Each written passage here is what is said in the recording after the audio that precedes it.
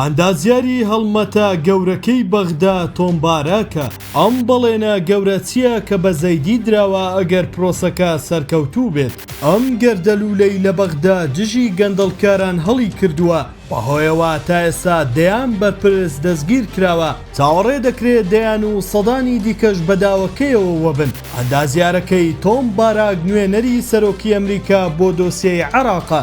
باراک لە کۆبوونەوەکەی لە بەغدا بە زەیدی ڕاگەیاندووە بەبێ ڕاگررتنی نەزیفی دارایی و گەندەڵی عێراق ئەمریکا ناتوانێت هاوکاریەکی ئەوتۆی بکات ئەگەری سەرکەوتنیشی لە ئەرکەکەی لاواز دەبێت. باراگەوەشی وتووە بەڵام ئەگەر زەیدی هەڵمەتی فراوان دژی سرە گەورەکانی گەندەڵی ئەنجام بدات، ئەوە ئەمریکا نەک هەر پشتیوانی دەکات و لەناو پرۆسەکە دەبێت، بەڵکو سندوقێکی هاوبەشی 400 ملیار دۆلاریش بۆ پشتیوانی و گاشە پێدانی عێراق دروست دەکەن و هاوبەشیەکی درێژخایەن بنیاد دەنێن.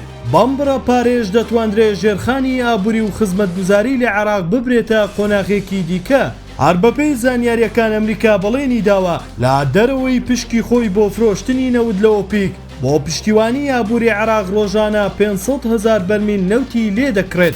جێبەجێکردنی ئەم بەڵێنانە بەستراوەتەوە بە سەرکەوتنی شەڕەکەی حکوومەتی بەغدا بۆ ڕاوەدونانی گەندەڵکاران. ئەمریکا ئەمانجێتی ڕێوشکردنی سەرچاوەکانی گەندەڵی ڕێگری لە هەژمونی ئێران و گروپەکان بکات، دەرگاش بۆ گۆڕانکاری دیموکراتی لە عێراق بکاتەوە، بە جۆرێک حیزبە گەندەڵەکان چیتر لە ڕێی تەخشان و پەخشانی پارە ئیرادەی خەڵک نەکڕن. ئەمەش نەک بۆ عێراق گورزێکی کوشندەش دەبێت بۆ دەسەڵاتدارانی هەرێم کە چیتر دەست بەسەر قوت و سامانی خەڵک نەگرن. تۆ پێت وایە سەرکەوتنی ئەم پرۆسە لە قازانجی خەڵکی عێراق و کوردستانە؟